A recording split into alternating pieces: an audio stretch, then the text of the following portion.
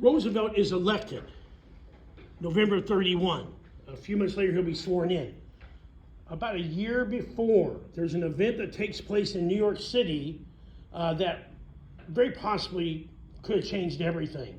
It's our first God moment of this new semester. It is December the 13th, 1931. December 13th, 1931, New York City. Winston Churchill has arrived in New York City to start a 40-city book signing. He has written a book about what's going on in Europe. There's the rise of this guy called Adolf Hitler. It's a very popular book, and so he's going around the world giving lectures and signing his book for people. It's kind of a big deal. Now, we've already met Winston Churchill yesterday, right? This is before he becomes prime minister. His whole life he's been involved in the military, been involved in government. At the moment, he's not really in the government that's running England. He was what we call the former Chancellor of Great Britain, which is a high political office. He's also the former Lord of the Admiralty, the Navy. He's a Navy man. He's in charge of building the British Navy, the greatest Navy of that time. So he's well known, well thought of, and his book that has come out is extremely popular. People are beginning to want to know about this Hitler guy and what's going on, what's really going on in Europe. And if you don't know anything about Churchill, Churchill is extremely knowledgeable about European politics. So he's here, and when he gets here, he's going to start this tour. He is at the moment 57 years old. While in New York City, he is at the hotel, the Waldorf Astoria. He gets a phone call by, if you look on the board, the third name there. The guy's name is Bernard Baruch. I think some people call it Baruch. Now, Bernard is a big-time stock exchange financier. Okay? When it comes to money, he knows what to do with it. He's an investor. Very, very knowledgeable. He's also, Bernard JT is also a very close friend and political advisor to none other than FDR. So as Churchill is in his hotel room with his wife and daughter, he gets a phone call around 9 o'clock on December the 13th, 1931, and it's Bernard, and he's met Bernard before. And Bernard says, "Hey, why don't you come over? You've been over to my hotel, my apartment here on Fifth Avenue. Why don't you come over? I got some friends over. They'd really like to have a private talk with you and kind of really get your thoughts on what you think's going on in Europe." Churchill says, "Sounds good." And so he gets himself. It's December. It's cold. He puts a big coat on, and out the door he goes, and he hails a taxi cab. And off they go. The problem is, as they begin to ride in the taxi, Churchill realizes, although he's been to Bernard Baruch's apartment before, he realizes that he forgot the address. So he's trying to tell the taxi cab driver where he thinks it is. It's on Fifth Avenue. And they drive around for a while. Well, by the time that they get into the right area, it's getting close to 10:30. And suddenly Churchill recognizes the building. He has the taxi cab driver pull over and let him out. And he pulls out of his pocket some notes that he wants to read to the people up at Bernard Baruch's house. And he wants to look over his notes. But once he pulls the notes out and the cab drives away, he realizes, oh, the building that's the wrong building. And he looks around, and right across the street, there's Bernard's apartment. And so he immediately steps off the curb and begins to walk across. However, you have to remember, in England, the cars, the steering wheel's on the opposite side as ours, and on our street you're driving on the right, on there they're driving on. It's always the opposite. Well, as he's stepping out into traffic, he's looking at those notes, and because he's from England, he's not really thinking about how the traffic is done here in America is differently. He doesn't look. Drake, remember your parents said, look, Drake, look both ways before you cross that street. Churchill just steps up. He's thinking, he's got them notes in his hand, Jack Hurts, and he's thinking about what he's going to say. And out of the corner of his eye, he later said he saw some impending dark thing moving toward him very quickly. Unfortunately for him, because he wasn't paying attention, he has stepped out into ongoing traffic.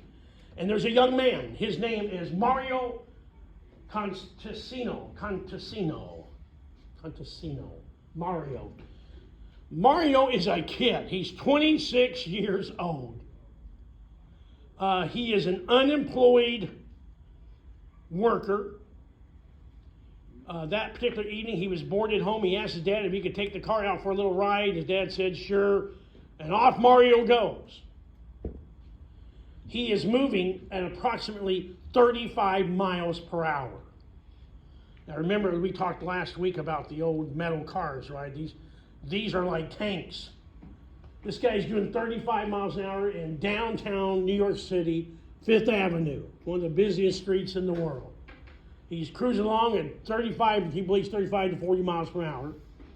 On the way to work today, as I was driving by Mooseheart in that open area of Randall, I put my car up to 35 miles an hour and tried to imagine, even though I have a cheap plastic car, nothing like they had back then, how fast I'm moving, and what if something stepped out in front of me?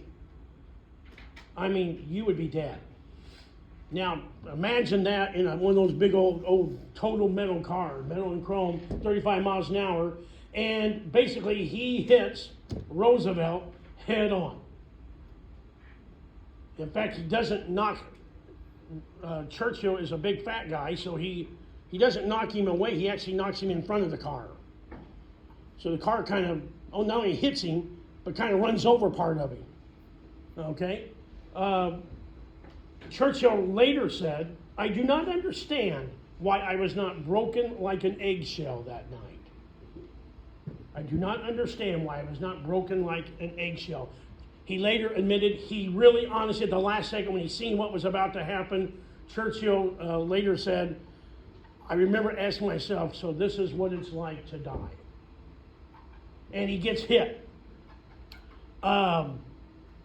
Imagine driving a car and you hit somebody and suddenly you find out it's one of the most famous men in Europe that you have just ran over. Now, there's a lot of debate about why Churchill survived. One area of argument, as I told you yesterday, Mr. Churchill has several vices. He likes to smoke and he likes to drink hard liquor. Well, before he left the apartment and said goodnight to his wife and daughter who weren't going with him to Bernard Berg's house, he downed a few swigs of something up in the apartment, hard liquor. And, when he got hit by the car, because when you drink, if you know anything about people that drink, they're a lot more, they're not tense. For most of us, as we see a car getting ready to hit us, we go, drunk persons, are not that they're drunk, but inebriated, kind of whatever. And so he gets hit. A bunch of people come running up saying, hey, this man's dead. It appears that he is dead. But after a few minutes, Churchill comes around. They race him to a hospital. Here's what we know. Here's a list of what the damage is. He is alive, but he has a severe concussion. So it's a head blow. He had a big tear right here on his head. So when the car hit him, he somehow landed on his face. That required stitches in his nose, stitches in his forehead. He has 2 cracked, broken ribs. And he has heavy bruising, very bad, like someone's beating. Heavy bruising on his leg, his right arm, and the right side of his chest. I'll repeat that. He has heavy bruising on his legs, his right arm, and the right side of his chest. And then, if that wasn't enough, all 10 of his toenails were smashed and tore off. So that just hurts my feet thinking about it. So he is in bad shape. It's kind of touch and go for a few days. He will survive. Mario Constantino feels really bad.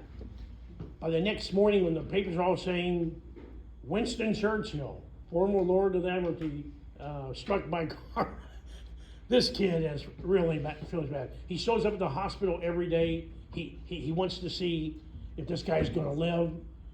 You know, it's one thing to hit somebody in a car, but to think you killed a world leader while you're out joyriding, doing 35. Now, of course, 35, 40 miles an hour, that's a joke, but back then that was a big deal. He really felt bad. They finally let him in to see Churchill, and he begins to apologize, and Churchill says, "Stop apologizing. I'm the one that stepped out and didn't look. You were just driving down the street." The guy keeps coming back. Eventually, there came a day where Mario came in, and Churchill was so grateful for his kindness and being concerned about him that he took out that brand new book that he had written that he was there to give lectures on, signed a copy to Mario, and the rest is history. Now, that is our first God moment. So, about almost 14 months later, a year and a couple of months later, Roosevelt is going to get sworn in. And we're going to see that there's a God moment as well with that. But so first of all, we have a world leader. What happens if Winston Churchill is killed in the streets of New York City? What does that do to England? Well, in the next couple of weeks, you're going to see that without Churchill, without his leadership, many historians argue that, based on what they already had in their government, that they would have probably surrendered to Hitler, to his demands. As you're going to find out, because he lived, Churchill is going to be the one man that when Hitler starts threatening, even though the British government wants to do one thing, Churchill is the lone voice, the last lion, Jack Burns, that's going to say, "Don't believe a word Hitler's saying to you. Don't believe it. He will destroy us." And because of his leadership, and you're going to do a couple of his quote quizzes, and you're going to hear his voice, this guy, like Roosevelt, used the radio to encourage the British people in their darkest hour to not give up. And so he's a very important man. So here we are, just a few years from him becoming probably one of the greatest men of all time, and he should be dead. By all rights, he really should have been dead. And yet he is going to somehow survive. And it kind of makes you wonder, well, was all that just a coincidence, or does God have greater plans for England, and God needs that man? Well, tomorrow we'll see the other side of the God moment, and we will think about that. If these two men are not there, what will happen? Any questions?